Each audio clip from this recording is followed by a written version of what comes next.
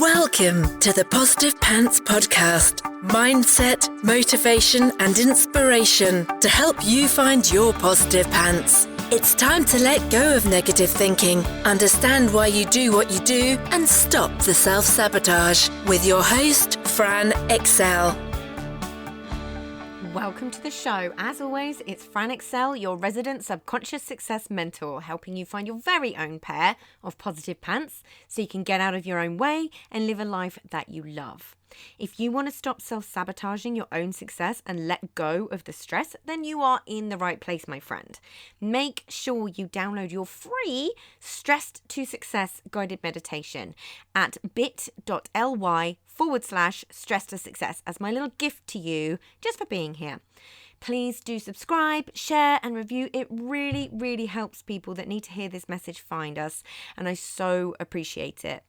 In the show notes, you'll also find details of how you can work with me and where you can get your mitts on my meditations, products, printables, programs.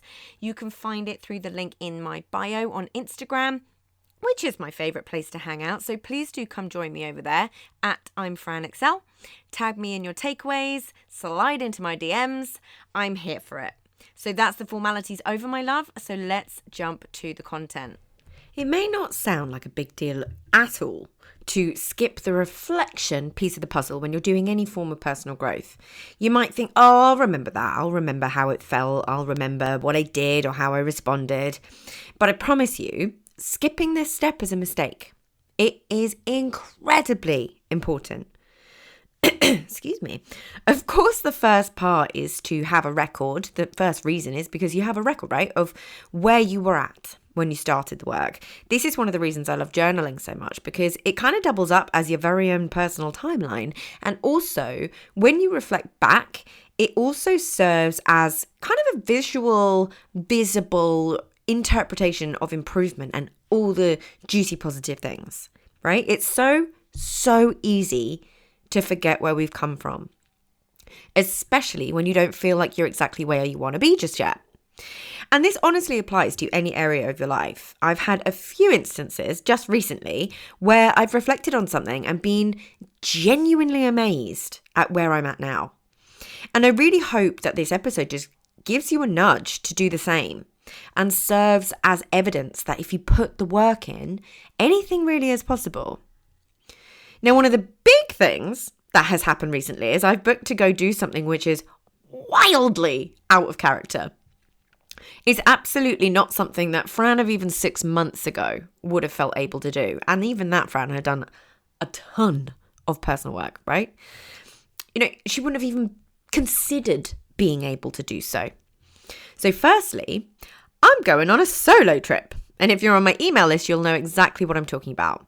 And if you want to be on my email list, head to www.franexcel.com and just scroll down and nab any freebie that catches your eye. We have the Stress to Success meditation, we have the Procrastination Buster, Journaling 101, How to Discover Your Enneagram Type, and a few more. Links are also in the show notes, but go have a peruse at your leisure and you will hear about my adventures and get some inspiration into your inbox every single Wednesday. Anywho, back to it. I have never travelled anywhere by myself. Ever. Flying and airports have always given me quite major anxiety. All my Enneagram 6s out there will get this because there's a lot of things that can go wrong, right? That you need to be prepared for when you're going through airports and check-ins and luggage and all of this stuff. You know, I'd have checked my passport about 1 million times. I'd worry about missing the plane or going to the wrong place or being late. My worst nightmare. I wasn't great with takeoff. I'd get there at least 2 hours early and always worry I didn't have enough time. I'd worry about not knowing where to go and find transport on the other side.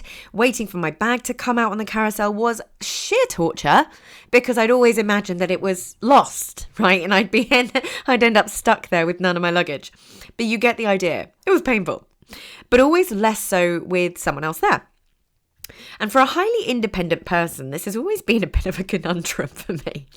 So I have organised a huge trip, long haul, lots of different elements to it, and I'm doing it solo. And I also couldn't be more excited. I like to put myself in situations that are wildly outside my comfort zone, and this is definitely up there. But it's things like this that when you reflect back, really show you how much the time, energy, and effort that you've put into your own personal growth, to your healing work, have hugely paid off. I'm always saying to clients, there's always a time in the future when you forget this was ever hard. And it's so true. It's so easy to forget how much you've overcome and how much you've already grown and how far you've come. And at the same time, not give yourself enough credit because you're not the finished product yet, right? But spoiler alert, there is no finished product. That's the big secret. Life is about constantly growing and evolving, which is another reason that this reflection piece is so important. And the other thing that got me reflecting on my own growth is linked to this, but absolutely game-changingly huge, because it gives me the evidence that so many other things are possible. So I've had a really bad needle phobia since I was little. It was really intense. I could descend from being a fully fledged adult to regressing into being a scared little child in seconds. If I ever had to have any medical procedures, I had to have gas and air before, which I'm not going to lie, it was nice, calming, soothing. They'd have to do that before being able to get the cannula in.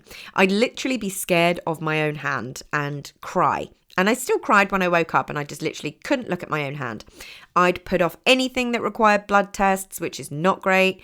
I have never travelled anywhere that required vaccinations because I was way too scared to get them. It just wasn't worth it for me.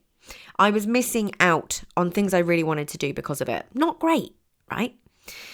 So then COVID hits, and I kind of know I have to figure it out. I was desperate not to have the vaccination.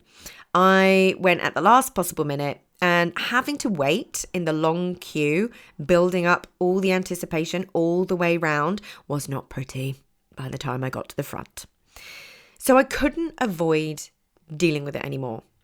I thought to myself, which was very reminiscent of my moment in 2014 where I started to do this work. I thought, I can heal this. I know what to do. I can do it. So I used EFT, emotional freedom technique, otherwise known as tapping, and self-hypnosis to work through each element of this phobia that I had had since I was 2 years old. I held the intention that it was going to work. I used it to work on what I already knew. That's an important piece of the puzzle. And then I used it every time I thought about having to go again. I used it every single time I went, and every single time you're tapping away or you're clearing away more of that stuckness that is stored in your body. I used it every time I went. I cleared it all out. It wasn't instant. It was an effort. But in the last 2 weeks, I booked a trip somewhere I knew I'd need 4 vaccinations. And I went and got them by myself. No tears, no hyperventilating, no anxiety. Done. 3 of them were done in one go in the same 5 minutes. So this is my long and convoluted way of saying the work is worth it. Stick with it. Whether it's clearing a block to help you do amazing things in your life or your business, or it's clearing a lifelong phobia that's stopping you from living the life that you deserve to live, or it's working on being able to leave a situation that's making you unhappy, or healing from trauma, it's so worth it to live, right? But reflection and self-awareness is absolutely essential to being able to recognize how far you've come, and it massively accelerates the healing process. So often when doing this work, the changes are subtle and build over time. I call it slow and low. It's not the big grand, I'm healed, that you see marketed to you, that just leaves you feeling inadequate when it doesn't happen for you. It's the slow and low stuff that unless you stop to notice, you might miss. The way you reacted differently to something, that thing that would normally trigger you didn't. You feel calmer in situations where you used to feel anxious, but you only see these when you look with intention. So please, I invite you, if you have a few minutes today, grab your journal and start thinking through things like this where you've not allowed yourself to notice the epic job you've already done. It takes time, but if you keep going, you will get there. And in a few weeks' time, I'll be able to give you even more lessons and reflections that come from my wildly out of character trip. And in a few months, I'll be able to share more about my life lessons and growth from everything else that's been going on in my life recently. Because that's the beauty, right? The lessons that you find in the discomfort of growth. It's glorious. Don't deny yourself those moments. So if you got value from this and you know in your gut that now is the time to step up and start rewiring your thinking and start changing things for yourself, then join the Positive Pants Toolkit app and community so you can work out what needs to happen to get you from where you're at right now to the action-taking success you know you can be.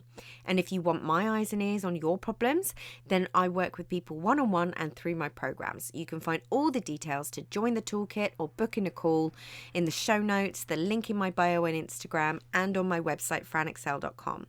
So stop waiting for if and when and choose to change things now because you can.